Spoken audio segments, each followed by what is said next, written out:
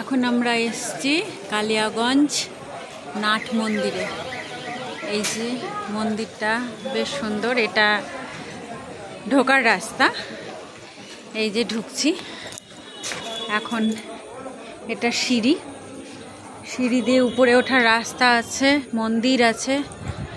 আর আজকে আমরা রাত্রে চলে এসেছি, যার জন্য এখন তো কোনো সেরকম মন্দির খোলা নেই, হয়তো জানি না। সবেই আসলাম। এখানটায় অষ্টপ্রহরী হয়, এখানটায় কীর্তন হয়। নাট মন্দির এটা, যেটা কালিয়াগঞ্জের খুব নামকরা নাট মন্দির। খুব সুন্দর জায়গাটা, বাহ! এই বিকেলবেলায় এখানটায় বসে থাকতে ভালোই লাগবে। মন্দিরটা খুবই সুন্দর হয়েছে।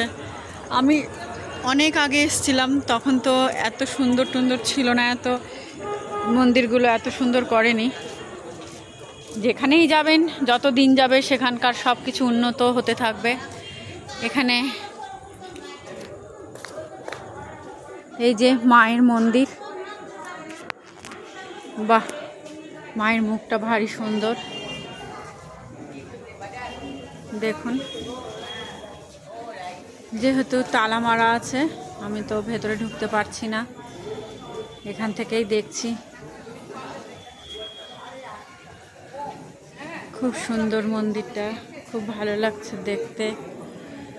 এইসব জায়গায় আরও সকালে আসলে বেশ ভালো হয়। এটা মহাবীরের এখানে এখন শয়ন দিয়ে দিয়েছে, যার জন্য লাইট অফ। সব ঠাকুরকে শয়ন দেওয়া হয়েছে, যার জন্য সব ঠাকুরের ভিতরে লাইট অফ। ওটা যে কি ঠাকুর বুঝতে পারছি না। এটা রাধাকৃষ্ণ, হ্যাঁ এটা রাধাকৃষ্ণ আছে। খুব সুন্দর বেশ মন্দিরটা। এখানে যখন কীর্তন শুরু হয় তখন প্রচুর লোক। এখানে কি ঠাকুর যে আছে, আসলে অন্ধকার হয়ে গেছে, ভেতরে তো এখন আর লাইট নেই। এখানে ভোলেনাথ, শিবলিঙ্গ আছে, এখানটায় দেখা যাবে না।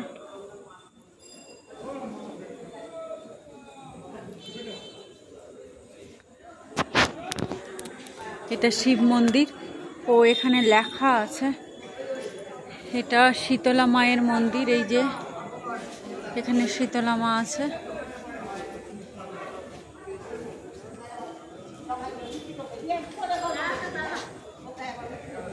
আর এটা রাধাকৃষ্ণ মন্দির। আরও এটা হচ্ছে শ্রী মঙ্গলচণ্ডী, ও এটা মঙ্গলচণ্ডী মা।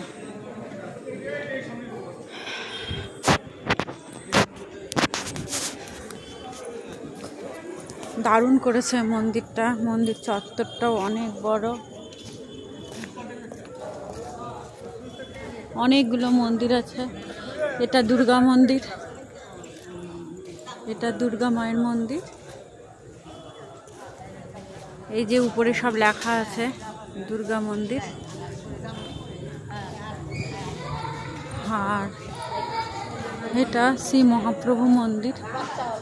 আসলে আমরা রাত করে চলে এসেছি, যার জন্য সব ঠাকুর শয়ন দিয়ে দিয়েছে। 7টা 7:30টার মধ্যেই বন্ধ হয়ে যায়।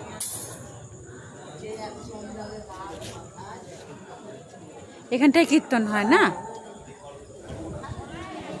প্রচুর লোক আসে।